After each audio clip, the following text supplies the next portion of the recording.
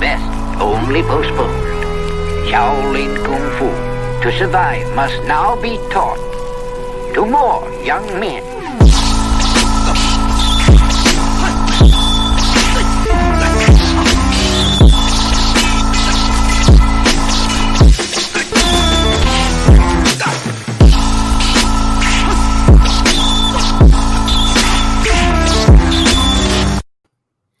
Welcome once again to another episode of Flixx, Kicks, and Flixx, the podcast about martial arts, movies, and life. I am one of your hosts, Eugene Plowden, and with me as always is my podcast partner, back, Mike Gibbs. What's up, man? What's going on? I feel like I haven't seen you in forever. Right. Now, if this is your first time with us, I want you to know we're members of the Martial Arts Center Network. On Tuesdays, you got I almost said that TLC, the TLC experience. Kind of hard, though. Travis Los Carlos experience. On Tuesdays, you got CTE, Chris Travis Carlos experience. Wednesdays is Flixx, Kicks, and Flixx with Eugene and Mike. Thursdays, you can get the inside scoop with Alex and Jeff. For more information, you can check us out on all of our social media platforms. Just look up the Martial Arts Center Network on Facebook, Twitter, Instagram, and YouTube. Mike, it's showtime. What's up, man? Man, I haven't seen you in a minute, but I got to comment on what you said. So who would be Left Eye in TLC out of those three? Shoot. I don't know, man. I really don't want to compare men to women to TLC, you know. I will tell you who's Left Eye. Who? Travis. Because Left Eye burnt down Andre Risen's house. I don't think my brother has burnt down anybody's house yet. But I think he would. I would hope not, man. I would hope not. I don't know, man. You make him mad enough, you never know. Well, yeah, you know. What's going on, man? How's everything been? Oh, man. Just been busy with work. It's been crazy. A lot of new people. We're finally, everyone's passed all the free government money, if you will. So everyone's back to work. We've hired 6 people the last 2 weeks. So work's going good. Been busy, going back to Michigan a lot. I've been in Michigan more than I've been here. So just taking care of some business and doing some things, seeing family, things like that. What's going on with you, man? I miss you, man. I haven't seen you in forever. Man, last week was crazy. So we finally got my internet situation taken care of, man. It was such a headache. Let me break this down because I guess that happened. I've had the exact same thing happen. Well, you know what, man? Tell the listeners what happened because this is BS. Okay. They did this to me, but this is to help anyone that has Comcast. You have Comcast, correct? Yeah, I got Comcast. Anyone that has Comcast in Michigan, listen to our podcast and make sure what Gene is about to tell you does not happen to him or happen to you, which happened to him and I. So go ahead, Gene, tell him. Okay, well, you know what? It actually kind of began, and I didn't know it was happening. It began when we first started this podcast, because you remember it was a couple times when we were recording, and you kept on saying that I was freezing up every time I turned a particular way. Yeah. So I guess it started back then. And then gradually it kind of got worse. Now, I wasn't seeing it on my end because every time I checked the internet, it said my internet signal was fine. The strength was fine. Everything was good. So I didn't know what was going on. So then, I changed rooms where I did my recording and everything. I brought my whole setup into my living room as opposed to into my home office. I figured that it would be better that way because, I was getting clowned for freezing up in my office. But then when you couldn't make it a couple weeks ago, Alex jumped in, and as soon as we began, I froze up and got kicked offline. And Alex took it and held it down for a couple minutes while I got my Ethernet cable and plugged in and had to reset the whole system. Now, I called Comcast and told them that I had a problem, and they said, "Well, everything looks good on our end." I said, well, it's not good on my end because my internet was going in and out. Now, I looked at that app called Nextdoor, and I saw other people in the area were also having problems. Now, they had problems with AT&T, and they was having problems with Xfinity Comcast. So I just thought maybe it was a tower down or maybe it was something else was the issue. Things, it was going fine. The only time I was having problems is when, we would do the main game show. That was the only time I was having any serious problems. But then my TVs weren't working for a while. Like my internet was going in and out, and I do a lot of streaming for TV. So then that's when I said, okay, now I got to get on it because this is about to be a stupid issue now. And I called them. They told me everything looked fine. They kept having me reboot the system, unplug it, reset it, all types of stuff. So maybe about 2 Fridays ago, that was the issue. I called them, right? And she had me reset it. Everything was fine. By Monday, I couldn't watch TV at all.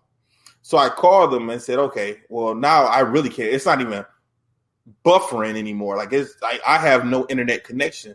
And they still said, well, it looks good on our end. I said, well, it's not. It's not on my end. So they said, do you want us to have a tech come out? I said, yeah, fine. So on that Monday, set the appointment for the tech to come out. And then the internet came back on. So I got a text message from them saying, it looks like we worked out the problem that was going on in your area. If you have internet and you don't need a tech to come out, you can cancel the service. And that was a Monday night, and the tech was supposed to come Tuesday. So I said, okay, I canceled it. Tuesday came, and that's when I think me and no. That's when I told you guys I wasn't going to be able to get on. The internet was messed up. Yeah, because the internet went out again. Now this time it once again it completely went out. So I had to call Comcast back again, make another appointment. They kept, they always want you to troubleshoot, and they try and have you reset it. And I said, look, I already did all that. It's something else. Somebody needs to come out here and figure out what's going on. Mm-hmm. So what I ended up doing was making another appointment. So they said, okay, the person's going to come out Thursday between 3 and 5. I said, perfect. I teach classes at 6 o'clock. That was perfect. I sat around all day from 3 o'clock to 5. No one called, no text message, no nothing. So at 5:30, when I was getting ready to leave, I called them back and said, what's going on? You guys, I had an appointment for today. No one came. What's going on? They said, oh, we see you have an appointment, but no service had been scheduled for your place. And I said, what do you mean? Why would I have an appointment, but a service order wasn't put in? So no tech was planning to come out. So I sat around all day from 3 to 5. Well, I got home a little early, but I sat around waiting for you guys all that time, and no one was going to come out. That's stupid. Why would I even have the appointment then? Mm-hmm. So they apologized for it and said, okay, a tech will come out tomorrow. I said, are you sure? I'm going to make this appointment. Are you sure someone's coming? Yeah. Don't worry. I'm going to make sure I'm going to put that in the notes, make sure someone comes. So the next day, Friday, the tech was supposed to come between 10 and 12. Around 11, he hadn't came. I got ready to call him back and figure out what was going on. And then I got a text message from them saying that your tech was on the way. I said, sweet. About half hour later after that, I got another message from them saying your tech has been delayed and we will let you know when the tech arrives. So I said, okay, since I got to wait a little bit longer, I'll go ahead and wash some dishes. Literally, as soon as 2 minutes went by, I got another text message saying that your tech is here.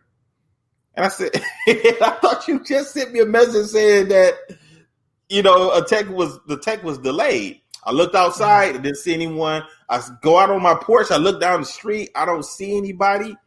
I said, well, maybe that was an accident. 15 minutes later, the tech calls me, said he's outside.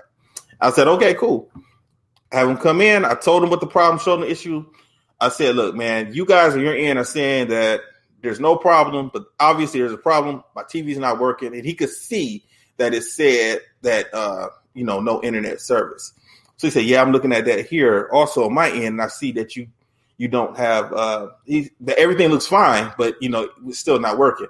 So then the guy tells me, well, there's nothing I can do for you. I just need to come out here and check. I said, what do you mean? Why are you here? And he said, well, we just got to double check to see if there's anything, if there's really something wrong. I said, okay, different. That's different than what happened to me. That's horrible. So I said, okay, so how do we resolve this issue? Now, I had Comcast prepaid. And the reason I had prepaid when I first moved in here, I don't like dealing with contracts. I didn't want to deal with that. So their prepaid division is different from their postpaid division. So he was a postpaid person. I said, why would they send a postpaid person out for a prepaid issue? And when I called the prepaid line. And he said, I don't know. I said, so what do I need to do now? He said, well, you need to call them back and let them know I was out here.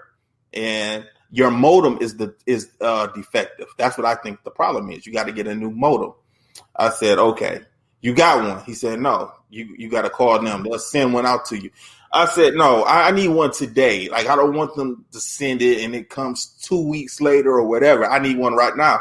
And he said, call them and see what they say. And I said, okay. And then he apologized and he said, look, I'm new. I said, don't worry about it. It's not your problem. Thanks.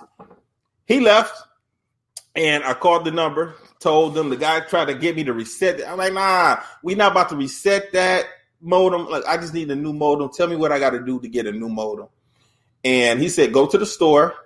It's going to cost you about $80 and buy another modem and then buy a new service. He wanted me to get a whole new service. I said, why do I have to get a new service when I already have one? I should just be able to buy the modem, come back, unscrew it and hook it up to the wires, and then that's it. You're right. No. He said, no, you got to call me back, and I can, we got to set you up with a new service. I was pissed when he said that.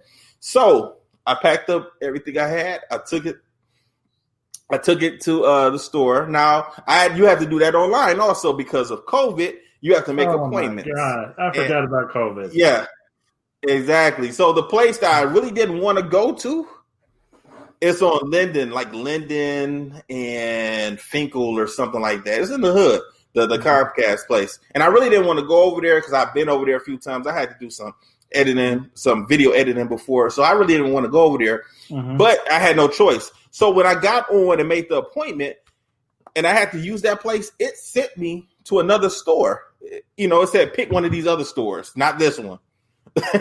So I couldn't even go to that, the closest one to my house. So it said there's one on Michigan Avenue. Go there, find out when I get there. I had to do the GPS because I couldn't find it. It's in the mall. It's in Fairlane Mall. Now, I don't remember ever seeing the Xfinity store in Fairlane Mall. Yeah. So when I go in there, yeah, exactly. And I had to walk all around the whole mall. Couldn't find it. About 45 minutes. Now, I'm late for the appointment now. At Fairlane? Yes. Where was that? I had to ask a maintenance person. I said, look, do y'all have an Xfinity store out here? She said, yeah. She said, do you know where the Metro PCS store is at? I said, yeah. She said, well, go by there and then go out those doors and then turn left and then you'll see. So the Xfinity store was connected to the mall, but was not inside of the mall. You had to go outside of the mall. Yeah. So I said, okay. Finally do that. The lady, I get to the front door. The lady meets me at the door. They're not letting people in. So it's a bunch of people standing outside of this Xfinity store. And she said, what can I help you with? And I had the box, my old box. I said, look, I need to get a new box. And she wants to take me through a whole sales spell. Like, I don't need all that. The people on the phone told me I need to come here. I'm going to spend $80. Give me a new box and I can go back home. That's it. So she tells me, okay, hold on one second. And she goes and talks to some person, comes back, tells me to come in. And then she takes me to a sales rep guy. He said he's going to hook me up. I said, okay, cool. Told him the issue, told him everything that was going on, told him everything I just told you. Then he told me, we don't do prepaid here. So we don't even there. We exactly. That's what I told him. He said we don't sell prepaid modems here. So I put my hands on the desk and said, look, I'm not playing. Tell me what I need to do today to get a new modem and go home. And then he said, well, have you ever thought about being on the postpaid account? I said, well, I really don't like contracts. I really don't want to go that route. He said, let me just, look you up. He said, okay, you're approved for it. All you got to drop is $50. I said, oh, fine. Give it here. He gave it to me. got home, hooked it up, and now I'm smooth and I'm good to go. But man, it was hell. That's horrible. And frustrating. That's so worse. That's worse than what I went through. Wow. So that's it. So yeah, that's how my week went last week, man. But having no internet here at the house and then having to rely on my phone for stuff and to watch TV, looking at my phone, or using my phone as a hotspot and looking at TV on my iPads. It is what it is, But let's jump into it, man. We on Cobra Kai. I got a question. Yeah. Before we start, I'm gonna be honest. I didn't watch you and Alex. I couldn't. You could. I tell the people the text message you sent me, man. That was funny. What did I say? How did I say it? Mike sent me a text message that said, "This is what watching your wife cheat on you." I had to turn it off. I started to watch it and I had to turn it off, man. I couldn't watch it. Alex did good, man. He did a good job, man. It was fun. Alex even makes me look calm. That's hard to do. So he's a good fill-in. Yeah. All right, but you know what? I haven't listened to it either. I rarely listen to our podcast. I rarely go. I don't either. I listen. It's hard enough for me to fit in all the other casts. So. Yeah, you're a busy guy, man. Oh, it's been crazy. Okay, we are on episode 5, season 1. So tonight we're gonna try and knock out episodes 5 and 6. I'm gonna talk as fast as I can. And have our normal conversations in between these scenes like we do, So episode number 5 opens up with Miguel. He's getting out of bed, and we're starting to see his routine. So he wakes up in the morning and he starts working out. He's doing push-ups.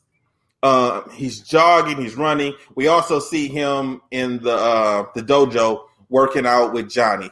And we kind of see time goes by as he's working out. Because at one point in time, the camera kind of pans to the right, and we see Christmas decorations up inside of his house. So we know that, okay, so we already saw the Halloween stuff go down, and now we know we're getting past Christmas. In his training, he is, working on doing escapes. Johnny has him in a chokehold. He's working out getting out of those positions. Johnny also has a baseball pitching machine, and he's shooting baseballs at Miguel, and he has to block and deflect these. And at first, it's hard. The balls are coming at him real fast. It's hitting him in the body, it's hitting him in the arms, and he's really getting bruised up a little bit, But he's not quitting. And also, when he's doing his push-ups are getting stronger and getting better. He's going full range of motions with the push-ups, and we can see him improving. He even is in the chokehold one time, and we see him escape out of the chokehold that Johnny has him in. So he's picking up and he's learning different things. You got anything? He's probably a gold belt. Yeah, he should be at that point, because he started training with Johnny at the end of the summer, so it was like around August, because it was right before he went back to school. So now it's probably like December, January time, so yeah, that's plenty of time to go through white belts and be a gold belt, but at the end of the season, he gets a black belt for some odd reason. That was a little weird, but okay. One of the scenes that we see also is when he's sparring with Johnny, and he takes Johnny down, he sweeps him or something, and Johnny goes down, and then Johnny has the remote control to the pitcher machine, and he hits it, and the ball comes at Miguel and hits him in the ear, and it caught him off guard. Now, he asked Johnny why did he do that, and Johnny was letting him know, your enemy's friend could come up behind you with a baseball bat. So he's letting him know that he needs to be aware of his surroundings, when he's defending himself. And we kind of see that later on in this episode, what's going to happen. As he's training, some women come in, and Miguel asked Johnny what's going on, and he said, "Well, I had to sublet the dojo for some extra money. So he's letting these yoga people have class during that time. But that was kind of smart, especially since he only has one student and Miguel is not paying. So actually he has zero paying students. Mm-hmm. I know a lot of people that have done that. Oh yeah. I mean, it's smart, it's understandable, and during these COVID times, it probably is a good idea for more people to do certain things like that. Right. If you have a dance studio, you might have to slim down some of your classes, and you might have to sublet and let some Zumba people come in and have a class or a karate class or whatever, and vice versa, so, that's the times we're in now. Anything else, Mike? Nope. Okay. So the next thing after that, we see Daniel, him and Armand Zarkarian. They're having dinner. So Armand, they're at a country club and they're having lobster. Armand, he used to be a member. We find out he used to be a member of the country club, but he had his membership revoked. So Daniel is trying to get some information out of him. Actually, what Daniel is doing, he's shady. Yeah, he's setting Johnny up. We don't know that at this point. We don't know what Daniel is doing. Oh, we knew that. I didn't. When the very first time I saw that, I didn't know that he was actually trying to. No, I didn't know what he was doing. Yeah. I didn't know because we hadn't seen Zarkarian with Johnny we never saw him when he got the building. We saw his arm. That was it with Johnny. So I didn't know the connection. I thought Daniel was going to try to buy the whole complex. Well, when Armand said that, that I only have one building in Reseda, and then that's what I thought. So then at that point in time, I put it together, and I thought that he was trying to buy the whole complex. But this is this is an asshole kind of thing to do. I mean, I know you weren't with me on the last time when I did this podcast, and Daniel had just found out it was Johnny who had spray painted the dick on his face. But this is not how you get somebody back. Honestly, if it was me, I probably would have stepped to him. I probably would have went to the school and had some words with him. I wouldn't do with this little snake stuff that he's doing. Also at the country club, we have Amanda. She's there with Sam. And Amanda thanks Sam for coming out with her. I guess because she normally doesn't do that with her parents. Mm-hmm. And she says that how come you aren't with your friends, something to that effect. And she says, well, we were supposed to hang out, but we were supposed to go to a concert. And then she saw that they already went to the concert without her online. And the mom was like, well, I guess it's just best that you don't go with them anyway. Right. And then when you see your boy, Anthony, he's sitting at another table and he's talking to Armand Zarkarian's son.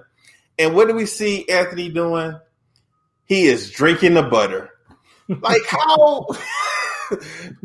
I'm not gonna say nothing else. Yeah, leave Anthony alone, man. But come on, drinking the butter. Nah. I mean, I'm you know what, man? I'm not really a lobster person. I've probably only had. I never bought a lobster for myself. Anytime I've ever had it, someone has given it to me. It's like, hey, try this.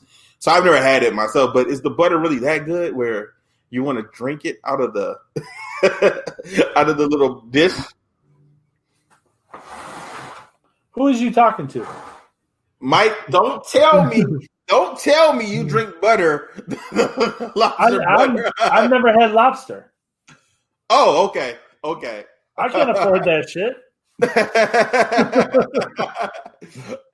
Alex says we're awesome. He listens every week. Cobra Kai. What's up, Alex? So Daniel is back talking to Armand. He's trying to get he's trying to set Johnny up. So he's asking about the different buildings down in Reseda.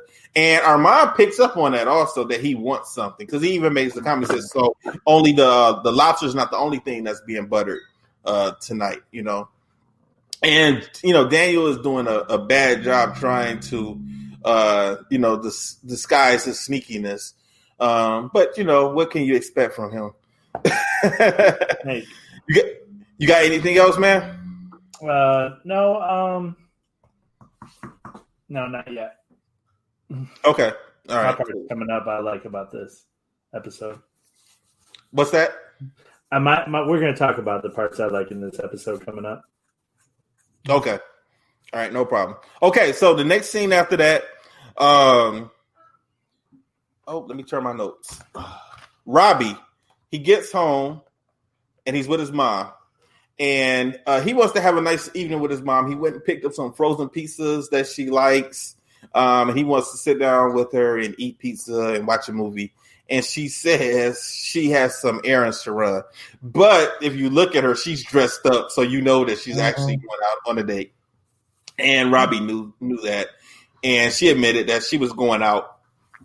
And she was saying that it's hard to meet a good guy. And, she lets Robbie know, like, look at your dad, And then she tells Robbie that Johnny came to see her, and Robbie wanted to know what did he want, and he said that, he wanted you to come live with him.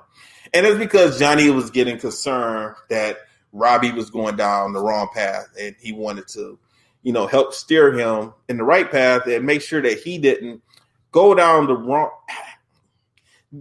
a different path, the wrong path that Johnny went down. But it seems like they have two different backgrounds, Johnny and Robbie. Yeah. And man, I'm really interested to know what happened to Johnny after the Karate Kid movie, because it seems like, I mean, he had a good mother, and, his stepdad. Yeah, was an a-hole, but. Yeah, But still, it's like, he had money. So I want, it's just weird to know what happened to him or what sent him down the wrong path. So Robbie, he was kind of interested to know that his dad had been asking about him and wanted him to move in. So that kind of piqued his interest. It's almost like they're setting it up for. They're almost letting you think that Johnny was kind of parenting from afar, like he was still keeping track of Robbie somehow, through the mother or whatever the case, but they just didn't have a relationship. Yeah. Well, maybe because how old do you think he is? 17? And then the picture of him, what was it, playing soccer or something? Yeah. He was probably 10 or 11. Yeah, he's 16. Yeah, he's 16. Yeah, so there's 5 years, something happened. Yeah. So, but you just never know. I mean, because it's not always dealing with your son's mother, man. It's not an easy situation, Next scene after that, Johnny and Miguel are training in the dojo, and then someone comes into the dojo. It's Aisha, my girl, and she wants to train. Johnny tells her, no, there's no girls allowed in Cobra Kai. And, he says, just like in the army, it doesn't make sense. It seems like Johnny has been in a hole, separated from reality. Right. Because he does not know a lot of stuff. Miguel takes him into the back, and then he lets him know, Aisha has been picked on. She's bullied at school. The kids talk about her, and her dad is a Hall of Fame football player, and she's loaded. She has money. She could be your first paid customer. I mean, why won't you let her train? And then, the light bulb goes off in Johnny's head, and he agrees. And he tells Aisha, that she can train. So he tells her to step on the mat. And then, he asked her what type of bullying that she does. And, she's dealing with a lot of cyberbullying, people talking about her, not to her face, really, right. A lot of online stuff. One time I had a parent, I had a discussion when I was teaching, and parents were talking to me about that. And, they were kind of like, I don't know what's wrong with my kid, this, that, and the other. And I'm like, well, you got to remember, when we were younger, if you had an altercation with someone that day, it might have lasted a couple days or a couple weeks, and then it was done. Mm-hmm. That's it. Now, if you had a confrontation with somebody at school, it was just at school. Right. Now, I mean, when you go home, you can get a text message, you can get a Facebook message, you can get an Instagram, whatever, a video. Yeah. So the bullying, the cyberbullying, is a lot worse than what kids went through when we were younger. I wish they had it back then. I wish we had that technology back then. I don't think that would have been good for you. I don't think that would have been. I don't think nothing good would have come from that from you. I think it would have ended a lot of stuff. Like, I wouldn't have gotten as much trouble. I think you would have gotten in more trouble. I think you would have if you knew that someone was saying something or doing something. I see you stepping to them. I don't see. You're going to go drive to their house. You're going to pull onto their lawn. I'm talking about like if I'm Miguel's age. Like, that's what I'm talking about too. Man, I'm just gonna text him and be like, man, I'm gonna beat your butt tomorrow. And I think it would have ended. We're not on Facebook. We're not on Facebook. I'd have beat your ass. I'm gonna beat your ass tomorrow. I'm gonna fuck you up when I see you, motherfucker. And it'd have been over. Like, it wouldn't have been that.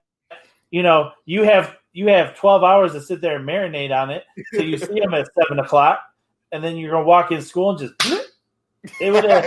Drop him. That's it. Yeah, you had that. He might have apologized via text or something. Yeah. I don't know. I don't think I'd have gotten in trouble. I think I'd have had a lot more girlfriends. That's gonna be another discussion. You mean I don't have to write you a note and pass it to you? I can just text you. I don't know, man. These kids are going out. When it comes to prom and all that stuff now, man, it's a whole production, man. You gotta proposals and stuff. Huh? You got to promposals, like you got. Yes, that's what I'm talking about. Yes, you got to impress somebody to get them. I don't have that much time, man. And some of these things are elaborate, man. I've seen some of these things that these kids do, man. It's out there. I don't know, man. And my mom wouldn't have let it happen. She'd been like, "You're not doing that for that hussy." Yeah, and then you have to spend that money too. You want to spend some money on stuff, buying gifts and all types of stuff, man, and balloons, and flowers, and that's a big thing. No. So anyway, Johnny agrees to let Aisha train, and he tells her, like, "I'm going to help you, and we're going to send a message back to those kids, but I'm going to teach you how to use your fists to send that message back." And we see her smile, so she's with it. She's okay with it. Next scene after that, we have Daniel again. He's talking to Armand Zarkarian, and Armand, he's trying to buy. Well, he's pretending to try to buy a strip mall. And Zarkarian, he wants to keep it. He doesn't want to give it up. So Daniel is playing him at this time, and Daniel even tells him, "You're not even getting the fair market value for that location. The other strip malls in the area are charging double than what you are." So he's planting the seeds right there in Zarkarian's head. And that was a shady thing to do, So Zarkarian doesn't care. He doesn't want to sell his strip mall. And Daniel pretends to be upset. And he tells him, "Okay, well, I guess I won't help you get back into the country club. Enjoy peeing in your own shower." And we hear Armand says everyone does it. So now we know why Armand was kicked out of the country club. So he was peeing in the shower and got caught and got his membership revoked. Anything to say about that scene, Mike? No, it reminded me of Franklin, man. What goes on down where at your uncle's school, man. So just for our listeners don't know, Plowden's Championship Martial Arts is in an athletic club. Mm-hmm. It's not a country club, but it's an athletic. It's a health club. It's a country club. It's just like an athletic club be a country club. But I mean, I know some of them. It's just weird, man. I've never seen grown naked men standing around talking to each other, like the racquetball players. Like they stand around and I'm not standing and talking to nobody naked, man, but Yeah. I could see Mr. Zarkarian being at Frankfurt because I think some of those guys that peed in the shower, man. Yeah, that goes on in a lot of health clubs, man. I have worked in health clubs for almost 20 years, man. I started at CMI Health Club. And the one story you told. Yeah, exactly. Yeah, so it's all type of things go down in health clubs. CMI, Bally's, Lifetime, LA Fitness. I only worked at LA Fitness for 30 days. I couldn't stay there. I couldn't deal with it. Next scene. So we have Moon and oh my goodness, I forgot this girl's name. Yasmin. Moon and Yasmin are in the car smoking weed, and they're talking. And homeless Lynn walks up. So she sees them in the car. They try to ignore her, and she comes up to the window and she's asking them for money. So she wants some money. She's looking at them. Now they are scared. They're real nervous because they don't want her to get into the car and cut their throats. They pretend to text, and Lynn is at the window talking to them. And then Yasmin tells Moon to lock the doors. And she didn't really want to do that because, Lynn is standing right there. So she didn't want to seem like she's being rude. But, Moon decides, okay, I'm going to go ahead and lock the doors. When Samantha comes in the back door, and she scares them because they thought that it was Lynn hopped in the car to cut their throats and take their money. So then she asked them, how come you guys have been ignoring me? You guys haven't been responding to my text message. And then Samantha finds out that Kyler had been spreading rumors about Samantha. And I guess we really don't really find out what Kyler told Moon and Yasmin about her. Evidently, it was something that made them upset. So I guess Kyler told them that Samantha thought that she was better than them or something to that effect. So they were keeping their distance from her. They didn't trust her. And then he also told them that she performed an adult act on him at the movie theater. And so, Samantha finds this out and she's upset. So she gets out of the car and, Yasmin and Moon doesn't seem to care that she's leaving, and they're not really going to be friends anymore. And she kind of storms away and leaves the door open, and they kind of freak out that she left the door open. Back at the dojo, Johnny has Aisha and Miguel, and he's training them. And it's Aisha's first day, and she is going to spar. Johnny wants them to spar, and he tells Miguel, show her everything that you learned. Miguel wants to take it a little easy on her because, she doesn't know anything. And she even says that, I want everybody to remember this. This is my first day. And, Johnny doesn't care. He tells Miguel, I thought that you said that women are equal to men. And I want you to show her what you got. And then all of a sudden, Miguel just hits Aisha in the body with a sidekick. Now, he apologized before he did it, but he hit her in the body with a sidekick. She fell down. He felt really bad for what he did, and he goes over to try to help her up, and she just gets up and she just tackles him, takes him to the ground. Then she's standing over the top of him, and she just drops a knee right on his chest, and Miguel is in pain. Now, Johnny was impressed. He kind of smirked when he saw what she did and said that she's he liked it. Natural Cobra, yeah. Now, he also is hearing some noise outside, so he tells Miguel to take over while he steps outside and figure out what's going on. Now, Armand Zarkarian, he is next door at the liquor store, and he's talking to the liquor store owner, and the liquor store owner tells Johnny that Armand is going to raise their rent. He's doubling the rent. So, Johnny says, how I'm going to pay double. So, he says that's not his problem. And, if he can't pay, he'll just have to get someone else. So we also find out that Johnny's rent is $600-something. It was because later on he asked to get it doubled. We find out he has to get $1,200. And I'm thinking like, wow, for California, $1,200 rent, that's cheap. That's nothing. You know, it was a nice school. Yeah, it is. Because, we were talking before about his build out, and we were saying how expensive we thought that it must have been. The stepdad had given him that check. Yeah. So, man, you got anything to say, Mike? About anything I've said so far? Nope. I would have loved Aisha as a student. Oh, yeah. Yeah. Well, I mean, we see how she's kind of like second in command when he gets more students also, and she's a good girl to have as a student. Next scene after that, we see Robbie. He's in his, I don't know. It doesn't seem like this kid has a bedroom because every time he's at the house, he's like on the couch and he just, sleeping on the couch. So I guess that's a 1-bedroom apartment. Probably a 1-bedroom. Yeah. So he's on the couch and he's like on his laptop and he's looking up Cobra Kai. So he's reading information about his dad. And then his mom comes in the house with her date and she takes him into the bedroom.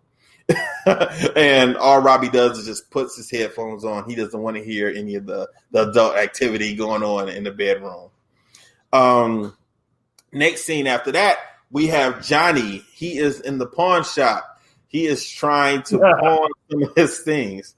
He has an old Sports Illustrated. He's trying to pawn. He has an Atari that he calls a Nintendo that he's trying to pawn. And then he also has some coins that he thought were gold, but they're gold plated. And he's trying to get money for it. And the guy tells him, like, yeah, if you wanted $1,200, I need like 60,000 more of these. And I'll give you the $1,200, So Johnny really doesn't have anything worth pawning for. So he's a little upset. He's a little pissed.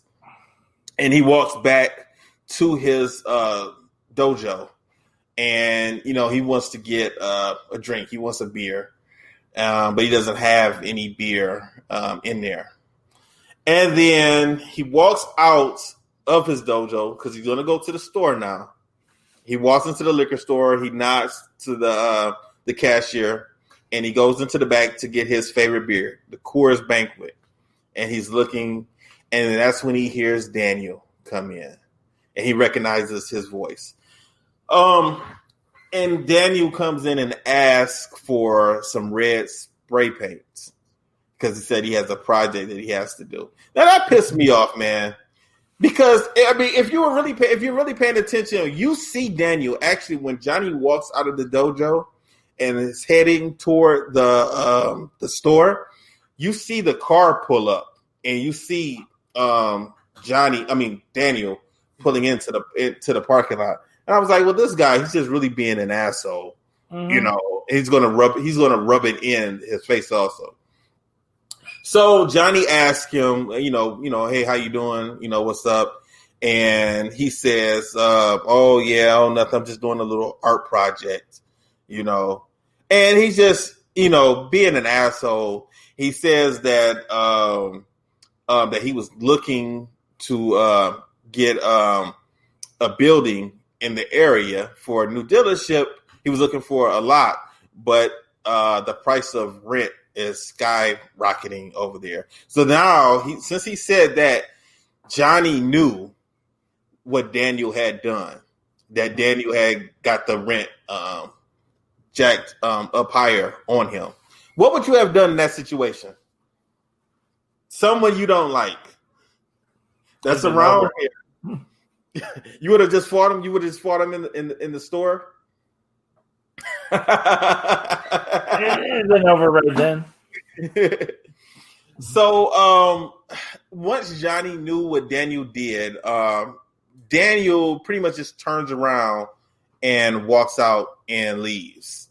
And he has a little smirk on his face because now he knows that Johnny knows what he did. I mean, he was just really an asshole about it. I hate you. Oh, this made it worse because he goes home and he gets a bottle of wine. He's about to celebrate, his wife comes up and he's like, she's like, what's going on? Like, what are we celebrating? Right. And he tells her that because she was still under the impression that it was Tom Coles. Right. That had messed with the billboard, and he says, no, it was Johnny Lawrence. I found out it was Johnny who did it. So he tells her what he did. He tells her that he got the rent doubled. And, she was disappointed that he did that because she said, well, did you even think about the other tenants in the strip mall? People. And it hadn't occurred to him that he just screwed over everybody that was in that strip mall. Uh-huh. So, she's like his voice of reason. And she was saying that, you pretty much have been off ever since Johnny has opened up the dojo. You embarrassed Sam. You kicked the drink out of Tom Cole's hand, and now this. So she's starting to look at Johnny. She's starting to look at Johnny differently. Mm-hmm. She's the kind of wife that you kind of want to have on your team. Because she's just not a yes person, so she's like checking him and telling him when he's done something wrong, and that's the type of person you kind of need sometimes, to give you a reality check, that's the type of person you need. Yeah, my girl Queen Crystal, she most definitely she is the voice of reason sometimes. I know I can get a little hot about certain things. I can be hot about certain you need some check-ins. Yeah. You probably need some check-ins. I don't need no check-ins. No, you don't? Okay. I had my timeouts. I'm good. Next scene after that, it's in the school cafeteria. Samantha walks in. Oh, I love this scene. So she is trying to find a place to sit down to have lunch. She sees Yasmin. Yasmin puts her purse in a chair to let her know, like, no, you can't sit over here with us.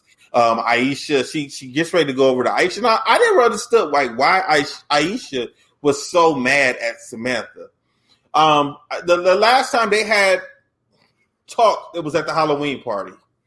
And she had to know that Samantha did not have anything to do with that viral video of her that went out. But she was still like, she probably didn't go home and reach out to her like, hey, that was messed up. I'm going to talk to him. She didn't have her back. Yeah, exactly. Especially they grew up together. They know each other for a long time. Samantha definitely should have, checked Yasmin for doing that. For sure. And she didn't. And, so she was a little upset about it. So Aisha tells her, why don't you go, sit with Kyler, and, once again, Aisha has heard the rumor that Kyler was spreading about Samantha. So Samantha decides to go confront Kyler about the rumors and all the lies he's been telling. And, he tried to play it off because he's in front of the whole, I don't know if the whole school, it ain't the whole school, but, everyone that's in the cafeteria at this time. And, he says, well, I just said that, all we did was watch a movie. Well, maybe I watched more than you did, and everybody, said, ooh, she knocks his lunch down off the table. And then he says, well, he lets everybody know, you remember that billboard with that big ass dick? Well, Samantha, maybe she takes after her dad after all. Now, I mean, we see Samantha, she's tightening up her fist. So she's getting ready to throw a punch at him when he says that. And then that's when Miguel steps in and decides to be the hero. And, he tells, Kyler to leave Samantha alone and be quiet. Kyler decides that he's going to push Miguel and says that he was ready for his lame karate. But this time, he doesn't realize that it's been months of training for Miguel now. Right. So he throws a punch at Miguel, and Miguel blocks it. He blocks it. He takes him in, and then he hits him, and then it's on. It's a fight, and they are fighting in the cafeteria. I like, my favorite part is when Aisha tells him no mercy. So, so that's my favorite part. So, Miguel takes out Kyler, and Aisha yells no mercy, and then he is looking all around. He is Kyler's boys are coming at him, and he's punching, he's kicking them, he's sweeping them, he's grabbing the lunch trays, he's hitting them with it, and he's just moving from left to right. I like the fact that after every person that he hits, he immediately turns his head and he's looking to see who's coming next, who's behind him, and he's taking them out one at a time. And he ends up jumping on top of a table, and he hits Kyler in the face with the lunch tray.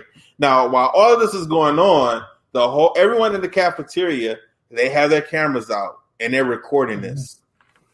Now that has to suck in this day and age. Oh yeah, that has to suck. Because if you get beat up, if you lose that fight, everybody is going to see it. Everybody's going to know, Mm-hmm. So, so then the next scene after that, Miguel goes and he tells Johnny what's happened. And Johnny is like, he's like kind of surprised. Like, you took on all four of them, even the big dumb one. And, Miguel's like, yeah. Now, Miguel did get taken away. After the fight, the principal grabbed him and took him off the table and took him away. Johnny was like, well, your mom was going to kill us both.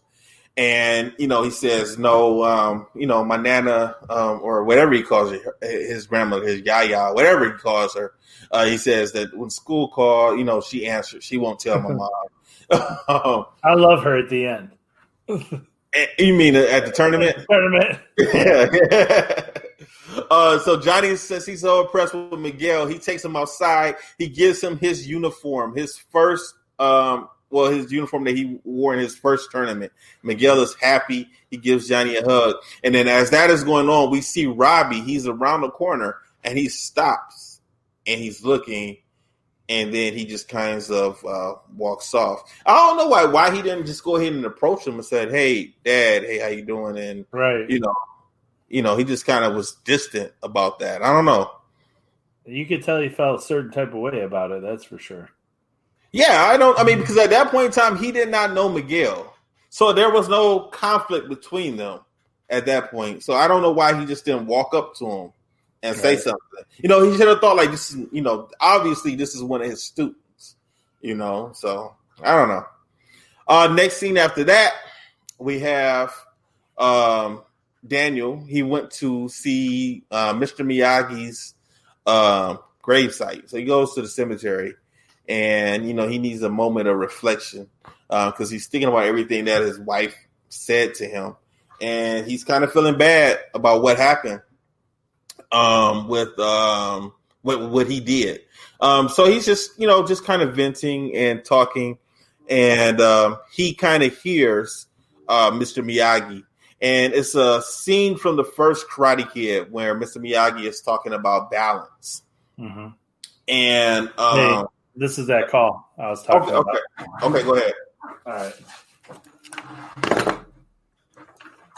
So Daniel is cutting one of Mr. Miyagi's bonsai trees. He's cleaning up his site, and he's just letting him know that he wished Mr. Miyagi was still around. He wishes he still had some of his Miyagi wisdom. At this time, he goes back to his car. And like I said, he starts reminiscing about a conversation that he had with Mr. Miyagi.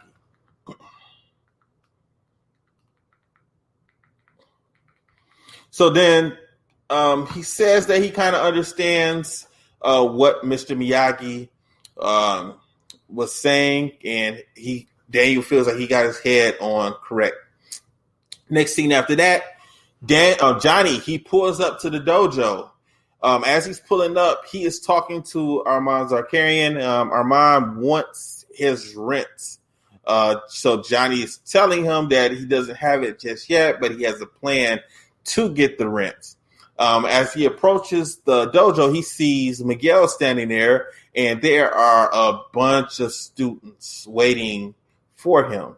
So he is going to have a full house of new students. So all of them are watching the fight film from the school. They're watching it on their phones, and all of the students seem pretty excited. So now Johnny is happy because now he has a bunch of new recruits. Next scene after that, we see Daniel.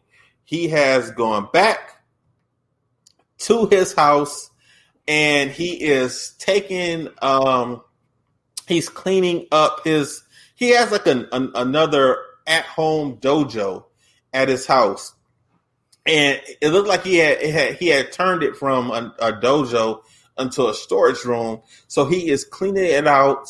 He's putting pictures up. He's decorating it, and he is going to have a at-home dojo. Next scene after that, we see Amanda. She is at LaRusso Auto, and she is talking to Robbie. Robbie has decided that he is going to go get a job at LaRusso Auto. That was, I don't know, man. That's a Daniel thing. That's a Daniel thing to do. Well, that's why they got along. Now he lies and he tells Amanda that, that he doctored up his resume. So she thinks that he is actually out of high school because she asked him, how come, why do you want to sweep up around here? Shouldn't you be in college?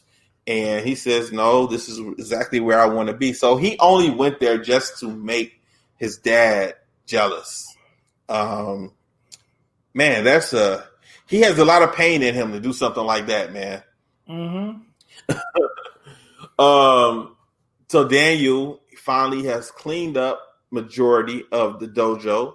He is looking in a little box, and this is a dramatic scene. And he goes inside of the box and he pulls out the headband that he wore in the Karate Kid series. I mean, I don't know why he was acting like this headband had captured some magic powers or something. Man, it did.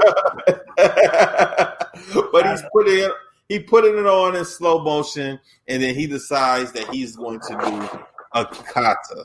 I think Sayuchin kata. I think the headband's legit though, man. I used to like that headband. I used to like the headband when I was little. When I was a kid, because Johnny just had a thin black one. Daniels did look pretty sweet, but you know what? He should have given that headband to Robbie once Robbie became his student. But he's going to rock it. So he's in the dojo. He's doing the kata. He's doing the kata from the Karate Kid Part 3. That's the kata that he's doing. Yep. Now, did you notice that in the dojo, on the wall, he has his uniform in one of those like picture frames, mm-hmm. and it's hanging up. Mm-hmm. Once again, you won 2 local tournaments, Daniel. 2 local tournaments. Come on, give me a break. Right. Can you imagine putting that much stock if you won? If you won, Mike, if you won lots of nickels back in 1990 or 91 or 90 through 91, you won the overall. Would you put your uniform that you wore those 2 times? I don't know, man. I'm gonna tell you a story since you bring up lots of nickels. I won. He had 2 tournaments a year. Yeah. Won twice in 97 and once in 98, 3 years in a row.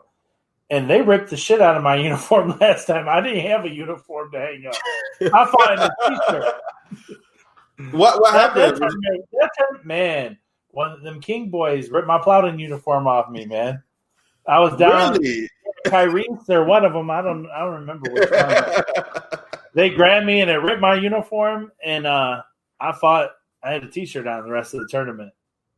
That tournament was rough, man.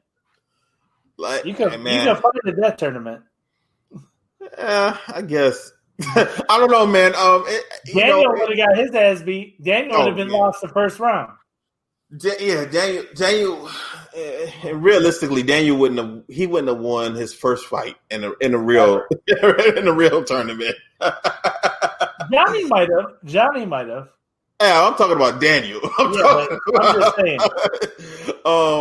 Back when we were growing up, man, my uncle's tournament was always a tough tournament, and also Willie Adams' tournament was a tough tournament. Also, when it used to be at the Renaissance, I think those two tournaments around here were two of the toughest tournaments that we had. I never made it to the Grand Championship, your uncle's tournament, ever until I was a senior. And then I fought Ross a couple of years ago, and Ross beat me up. I think I did in '98. That was it, but that was it. Man. That was the only time. So what do you think, Mike? That's the end of episode number 5. You think you can make it to another episode? Because you look kind of tired, man. Man, I'm telling you what, I've been getting up at 2:30. Oh, yeah, it's been rough with the travel and stuff.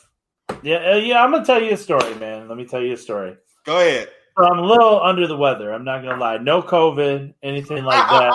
I like when everybody has to put that disclaimer out now. Every time they don't feel good and they know they don't have it, they have to say no COVID.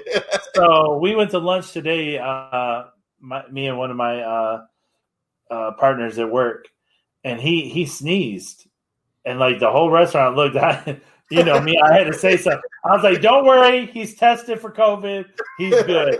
And everyone started laughing, but, everyone thinks it. But we went racing in Toledo Saturday, and my father and I went down to Toledo because he's been digging racing the cars, and he's the one that got me into it when I was like 10 years old. We used to go drag racing with him, and he bought me one. So he went with me, and we're sitting there, and there was like some bees hovering, right? It's just that time of year. Well, I don't know anything about bees, man. I'm not no outdoorsman or anything like that. So you take the tires like these little tires here, and you put like Simple Green on them, and it acts as like a traction enhancer and makes them soft. Well, I'm saying I didn't know bees go to like citrusy stuff. Right. So I'm up cleaning the wheels and scrubbing them in. Man, this bee got down in my hoodie and my sweatshirt, and I wish I could show you, man. I am so swolled up, like back still. I've been taking Benadryl, and it just knocks me out, man. I had never been. I'm gonna be 45 in November. I've never been stung by a bee. Never. I haven't either. When I was little. Do you know how odd that is? Everybody's like, you've never been stung by a bee? Like, it's common. I'm like, no. Yeah. I didn't either, man. I haven't either. And back when we were younger, back before it was the internet, and you have to find ways to entertain yourself, I used to catch bugs in jars. You remember that? Did you ever do that? No. You never did that?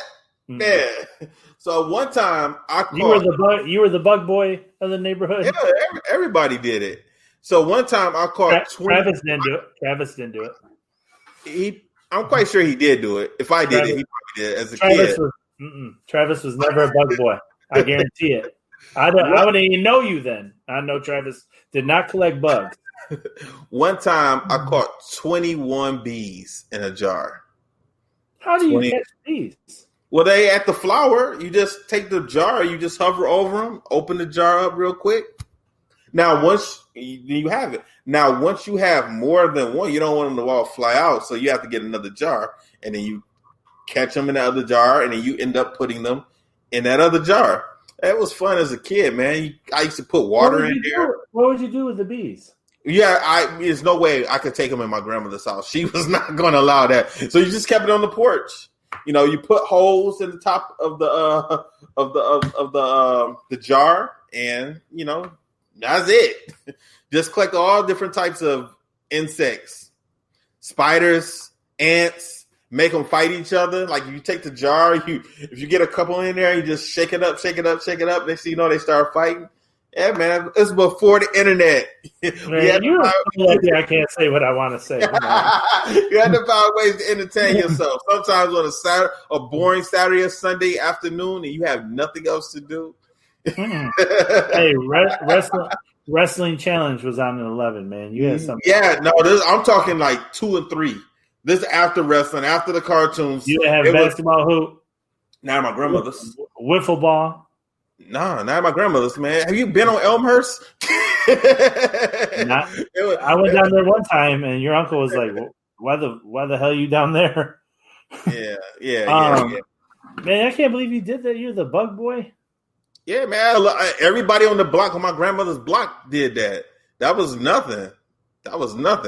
I'm quite. If you talk to Ray probably did it too. You remember? Do you know Ray? Who's Ray? Ray is Malcolm's son. So, yeah, he's like 2 years younger than me. So me and Ray were like this growing up, man. Like Ray always had my back too. Because of a fight or something, like when we was kids before karate. Man, I remember he ended up going to the same elementary school that I went to. He went to St. Cecilia also for a little while, man. And I was having a problem with a kid, man. So me and this kid are fighting on the bus. And he didn't know Ray was like my god brother. So Ray is like hitting him in the back of his head. So we both beating up this kid on the bus, grabbed his hood, snatched it off of his jacket, jumped off the bus, walking down. Ray was like, "Give me the hood." I tossed it to him. He threw it in the garbage can. That was the first time I got in trouble at school, man. Because when I went back to school the next day, as soon as I got there, the principal wanted to talk to me. The principal and the teacher. It was like, "Where's his hood?" I'm like, I don't know. Did you take his hood off his coat? No, I ain't taking it off his coat. At that point, you couldn't admit it, you know. So we definitely can't do that. No, because end up having to call our parents, and our parents would have had to buy that boy a new coat, you know. So hell no. You know, that's when you're in 3rd and 4th grade, you know, it is what it is, you know. You didn't take you didn't take your bike over there or a ball or anything. You played with the bugs. I'm hung up on this. Yeah, man. I look at you so differently, man. We had toys, but after it's only so much you're gonna play with those wrestling figures or your cars or your He-Man or G.I. Joe, Transformers, all that type of stuff. You're only gonna play with that stuff so long. You're not gonna just sit there for hours. You had all that, and you still elected to capture the bees and play with the bugs. You can't take all of it. Some stuff got to stay at your house. So if I can't pack everything up to go to my grandmother's. Yeah, man. So yeah, I don't care if we get kicked out. You're so fucking white. That is a white thing. That is white serial killer. That was no white people on the block. Jeffrey, it don't matter if they were on the block. You were doing it. Man. Jeffrey Dahmer collected bugs, man.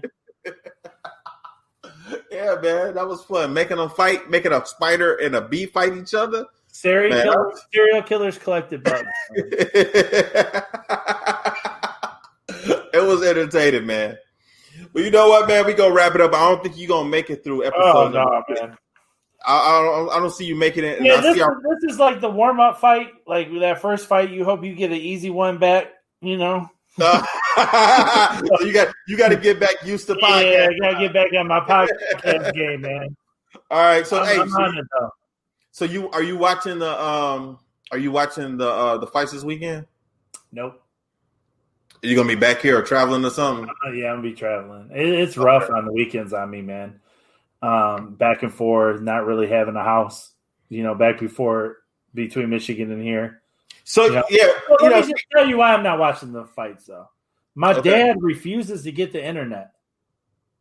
Okay. Or anything like that. And I'm like, man, come on. In this day and age, so he's like Johnny. He's like, your dad is like Johnny Lawrence. Because Johnny didn't know what the internet was. Well, my dad was horrible. My dad used to, listen, let me tell you a story about the batting cage. I was a catcher. I was like probably. Oh, hold on. Somebody busting shots outside. I'm about to jump on the floor. I'm serious. Somebody. Oh, shit. Get the fuck down. What are you for? All right, they stopped. Well, no shit. Did you hear that? Yeah, I heard it. Yeah, it ain't fireworks. Well, go out and catch some bugs and see what the motherfuckers No, are something doing. like that. Oh shit! What the fuck? All right, man. I think they done. Hey, it's Detroit, you know. Who are they shooting at? The neighbor, across the street? I don't know, man. I just. Where are you at? I'm in my living room. I'm in the crib. Yeah. Anyway, Go check on your lady. huh? Is your lady okay? What'd you say? Is your lady okay? She not here. Oh, okay. She might be shooting she's okay. at you. She said this motherfucker. Oh man, she ain't mad at me.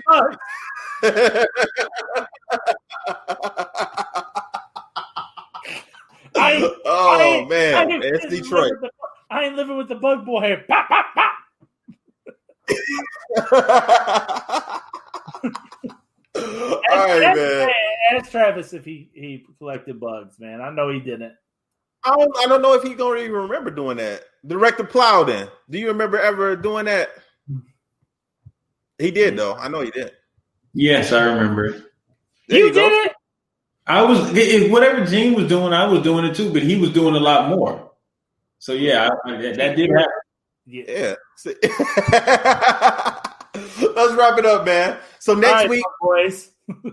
All right, so next week we're gonna get into the next episode of Cobra Kai. We need to wrap this up so we can get back into some movies. I'm ready to get back into some movies pretty soon. But this has been fun. You got any? So you said that you're not watching the fights this weekend because you'll be back and forth. No, he has the internet on the phone, and that's all he needs. Running my data because I pay for his phone. So I got you. You don't got a hotspot or nothing, huh? I do, but it don't. It's hit or miss there, so. Gotcha. I got you. Yeah, he's in Waterford, right? Mm-hmm. Okay. Yep. All right. Well, I'm quite sure you'll be kept up to date on all of the fights from the virtual fight tour. I'm looking forward to it. I enjoyed the fight, so. I might try to do it. It depends what time they start. They start at 8. Last time it started at 6. I think it starts at 6 also. What do you think, Director? It starts at 6. Yeah, it starts at 6. I doubt I'll be able to make it. Damn. Okay. Well, I'm quite sure you'll get. Well, who do you got in the main event? Who was that? Bailey and Jack? Mm-hmm. Is that the main event? Mm-hmm. You know what, man? Because I listened to CTE and they had a hard time. They all picked Jack. Travis couldn't decide. He had to flip a coin. He picked Jack. So because of that, I'm going to put some respect on his name and I'm going to go with Bailey. Just because everybody on that other podcast, CTE, just because everybody else picked Jack, I'm going to go with Bailey. My heart says Jack, but my mind tells me Bailey. Okay. All right. So. Well, that's a good political way of giving an answer. I might be president one day. All right, everybody. We're going to wrap it up. That's it for Fist, Kicks, and Flicks this week. We'll be back next week with some more Cobra Kai. You got any closing remarks, Mike? Everyone be safe and enjoy the virtual fights this weekend. That's right. Stay safe, stay strong. We'll see you guys next week. Peace. Disaster must come. At best, only postponed.